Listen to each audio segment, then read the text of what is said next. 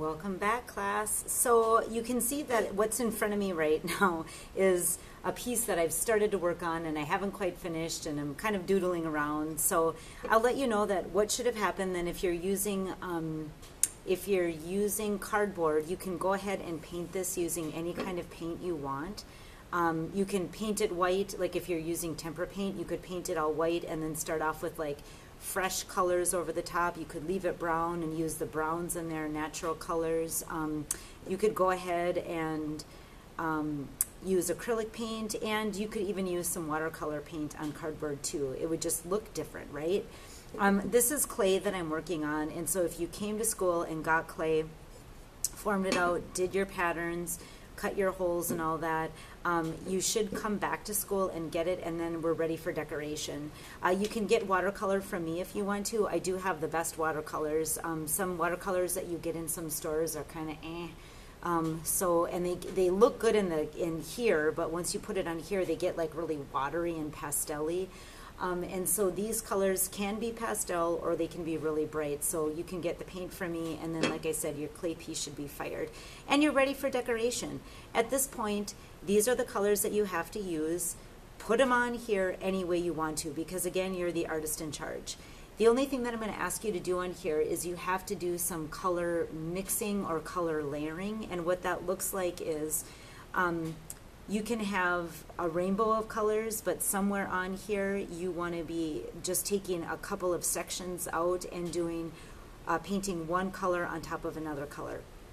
When you go to paint one color on top of another color, I would like you to do it with the colors that are next to each other on your color line here. So this is orange and yellow. This is blue and purple. I'm not skipping over and mixing these two colors together. Most of you probably recognize if I did that, I would get a brown color or a muddy color. I love brown, but I'm not afraid of, but I'm not a fan of like a muddy accident. Brown is brown, and you can use it with other colors, but I would just say use colors that are next to each other if you're going to do any mixing. When you go to paint on clay, some of you might remember that clay is very, very, very porous. So making sure that when you paint on here that you're actually using a lot of water. It's not like watercoloring on watercolor paper where the water just kind of sits on top of the paper. On clay, it actually sinks in immediately. So if I'm trying to get into cracks and crevices, I'm using an extra wet brush.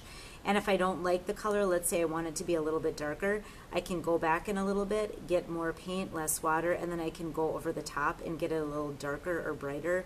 But you definitely don't want to leave places white because it'll look like it's an accident, like you didn't mean to do that. Unless you have like a snow-capped mountain, for an example, then that would be a place where it would make sense that it was white. Here's my purple in here, and you can see how if I'm using a dry brush, it's going to do this. But if I go back over here and add a little bit more water to there, it just soaks right in and behaves really well. So that's kind of what we're playing with today. We want to make sure that we get the whole top covered and the sides and down in these holes. Now, you should not have any yarn here. I have yarn here for a reason because I was doing some experimenting earlier and I left it on for the video, but you should not have any yarn there yet. So getting down into these holes is going to be just fine. What I like about this is that you can see, hey, I can still see inside of the holes after the yarn is in there. So that's what I mean about getting into those holes. Make sure that you get that taken care of. That's one of the reasons why I left it. So go ahead and watercolor, layer different colors on top of each other to do some experimenting. On this one, I'm actually going to add a little bit more orange to brighten that up. And then I'm going to plop in a little red. I can do that on there because these three colors are the colors that mix together very well. There, I call that brightens that up a little bit. Excellent. Have some fun. Color up all your white. Go ahead and take a photo of it if you want to and share it in Google Classroom. Otherwise, the next section will be working on our yarn.